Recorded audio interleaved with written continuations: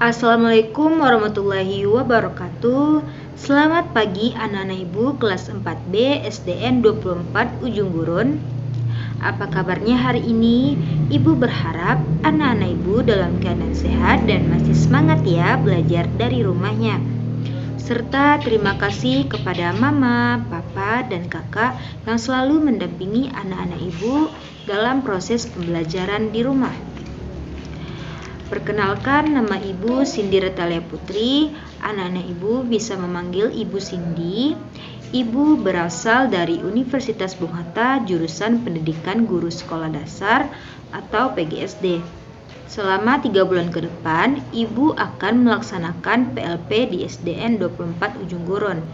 Ibu berharap selama 3 bulan ke depan, kita bisa bekerja sama dan saling berkomunikasi dengan baik. Nah, mungkin hanya itu perkenalan Ibu pada kali ini. Untuk perkenalan selanjutnya, anak-anak Ibu bisa chat pribadi ke WhatsApp Ibu. Baiklah, sebelum masuk ke pembelajaran, alangkah baiknya kita berdoa menurut agama dan kepercayaan masing-masing. Berdoa dimulai.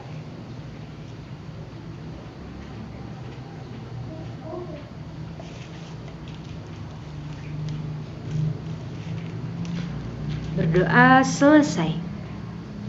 Anak-anak ibu, kita akan masuk ke pembelajaran pertama, yaitu tema 1, subtema 3, pembelajaran 3, halaman 147 sampai 150. Nah, pada pembelajaran kali ini kita akan menuliskan gagasan pokok dan gagasan pendukung pada teks bacaan. Sebelumnya, ibu akan menjelaskan apa tujuan pembelajaran kita hari ini.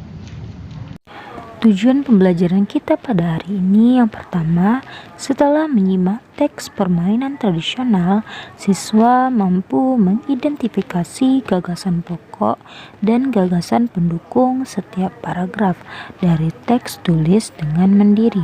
Setelah menyimak teks tentang permainan tradisional, siswa mampu menyajikan gagasan utama dan gagasan pendukung setiap paragraf dari teks tulis dalam bentuk peta pikiran dengan tepat. Pada pembelajaran sebelumnya, anak-anak ibu sudah banyak menuliskan dan menemukan gagasan pokok dan gagasan pendukung pada teks bacaan. Nah, ibu akan mengulas sedikit tentang apa itu gagasan pokok dan gagasan pendukung. Setiap bacaan biasanya terdiri atas beberapa paragraf. Setiap paragraf memiliki gagasan pokok yang didukung oleh gagasan pendukung. Gagasan pokok adalah ide utama yang dibahas dalam suatu bacaan, dapat berupa kalimat inti atau berupa pokok paragraf. Gagasan pendukung adalah uraian atau tambahan informasi untuk gagasan pokok. Pernahkah kamu bermain engklek? Permainan ini adalah permainan tradisional yang sangat banyak dimainkan oleh anak-anak di Indonesia. Engklek merupakan permainan lompat pada bidang datar yang digambar di atas tanah. Permainan engklek biasa dimainkan oleh 2-5 orang. Selain permainan engklek, bangsa Indonesia juga mempunyai banyak permainan yang diwariskan secara turun-temurun. Mari kita cari tahu lebih jauh tentang budaya Fahombo Batu atau lompat batu yang biasa dilakukan oleh masyarakat Nias. Baiklah, sebelum kita masuk ke tugas yang pertama, anak-anak ibu diminta untuk mendengarkan cerita yang akan ibu bacakan. Lalu tulislah gagasan pokok dan pendukungnya pada diagram yang ada di halaman 148 sampai dengan 150. Fahombo Batu. Tradisi lompat batu berasal dari suku Nias. Suku Nias berasal dari Pulau Nias yang terletak di sebelah barat Pulau Sumatera. Lompat batu atau yang dikenal dengan nama Fahombo Batu merupakan ciri khas masyarakat Nias. Tradisi melompati batu hanya dilakukan oleh kaum laki-laki, khususnya pemuda. Mereka harus melompati susunan batu setinggi 2 meter dengan ketebalan 40 cm. Tradisi ini bertujuan untuk menunjukkan kekuatan dan ketangkasan para pemuda yang melakukannya. Seseorang yang berhasil melakukan tradisi ini dianggap hebat, baik bagi dirinya maupun keluarga dan masyarakat di desa itu. Setelah anak-anak ibu menyimak bacaan tentang Fahumbo Batu, anak-anak ibu akan diberikan tugas satu, yaitu menuliskan gagasan pokok dan gagasan pendukung tentang Fahumbo Batu pada diagram halaman 148 sampai dengan 150.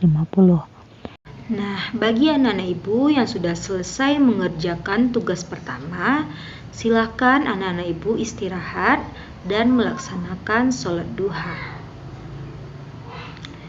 Nah, selesai sholat duha nantinya kita akan masuk ke pembelajaran selanjutnya, yaitu tema 1, subtema 3, pembelajaran 4, yaitu kembali menemukan gagasan pokok dan gagasan pendukung pada teks bacaan dengan tujuan pembelajaran, yaitu tujuan pembelajaran kita pada tema 1 subtema 3 pembelajaran 4. Yang pertama, setelah diberikan masalah, siswa mampu menjelaskan keberagaman yang ada dari teman-temannya dengan terperinci. Yang kedua, setelah diberikan masalah, siswa mampu menceritakan pengalaman bekerja sama dalam keberagaman dengan terperinci. Dan yang ketiga, setelah mendengarkan, siswa mampu mengidentifikasi gagasan pokok dan gagasan pendukung dari teks yang didengar dengan sistematis. Yang keempat, setelah mendengarkan, siswa mampu menulis gagasan pokok dan gagasan pendukung dari teks yang didengar dengan sistematis. Setelah anak-anak ibu mengetahui tujuan pembelajaran, buka buku halaman 154, pembelajaran 4. Nah, Siti dan teman-temannya selalu mengajarkan kita untuk tetap bekerja sama dalam keberagaman. Ayo kita cari tahu cerita mereka. Meskipun Siti dan teman-temannya berasal dari daerah yang berbeda, mereka tetap bekerja sama membantu sesama. Akhir-akhir ini, Bu Mimin, penjual makanan di kantin SDN 01 Nusantara, sering kali tampak sedih. Siti memberanikan diri bertanya kepada Bu Mimin tentang apa yang sedang terjadi padanya. Bu Mimin bercerita bahwa anaknya sedang sakit di rumah. Permasalahannya, Bu Mimin tidak dapat meninggalkan kantin sekolah. Ia membutuhkan biaya untuk membayar pengobatan anaknya dengan berjualan makanan. Siti pun menemui teman-temannya dan mengajak mereka berdiskusi untuk membantu memecahkan masalah Bu Mimin. Mereka memutuskan akan bekerja sama membantu Bu Mimin dengan menjaga kantin sekolah pada jam itu. Nah, setelah membaca teks halaman 154, anak-anak ibu diminta untuk menjawab pertanyaan berdasarkan teks bacaan tersebut pada halaman 155. Anak-anak ibu dapat mendiskusikan pertanyaan-pertanyaan tersebut bersama papa, mama, maupun kakak. Untuk tugas yang ketiga, anak-anak ibu akan menemukan gagasan pokok dan gagasan pendukung pada teks bacaan yang akan ibu bacakan. Nah, gagasan pokok dan gagasan pendukung ini nantinya anak-anak ibu bikin dalam bentuk diagram seperti di halaman 160 sampai 162. Baiklah, ibu akan membacakan teks bacaan yang nantinya anak-anak ibu bisa menemukan gagasan pokok dan gagasan pendukung. Sigap membantu sesama. Malam itu beberapa warga Kampung Babakan berkumpul di pos jaga. Tiba-tiba terlihat seorang bapak tua yang berjalan pelan. Ia memanggul kardus besar di pundaknya. Oh, rupanya Pak Sami. Pak Sami baru pulang dari kampungnya di Maluku. Sudah 2 minggu Pak Sami pulang ke Maluku. Ia harus menghadiri acara adat di sana. Ia menggunakan kapal laut. Perjalanannya membutuhkan waktu 2-3 hari. Tentu Pak Sami sangat lelah, apalagi usianya sudah cukup tua. Pak Encep menawarkan bantuan untuk membawa kardusnya. Sampai di rumah, Pak Sami mengeluh kepalanya pusing. Pak Encep memanggil warga yang lain untuk membantu. Datanglah Pak Made, Pak Udin, dan Pak Nur. Mereka dengan cepat membantu Pak Sami. Pak Made dan Pak Encep membersihkan tempat tidur. Pak Udin menghangatkan air untuk membuat teh.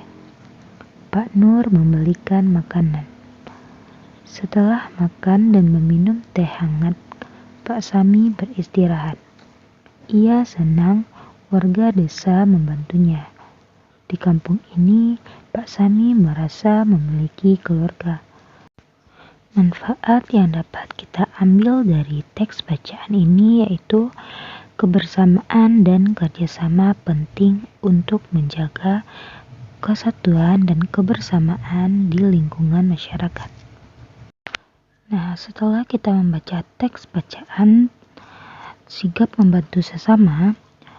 Selanjutnya yaitu tugas ketiga, menuliskan gagasan pokok dan gagasan pendukung tentang teks sigap membantu sesama pada diagram halaman 160 sampai 162. Nah, karena di dalam buku siswa ada 3 paragraf, maka anak-anak ibu menambahkan 2 paragraf lagi sesuai dengan jumlah paragraf yang ada pada teks bacaan. Baiklah, sampai di sini pembelajaran kita pada hari ini. Ibu mohon maaf apabila ada kesalahan kata, serta terima kasih kepada anak-anak ibu dan orang tua yang sudah mengikuti proses pembelajaran pada hari ini. Baiklah, Ibu akhiri dengan Assalamualaikum warahmatullahi wabarakatuh.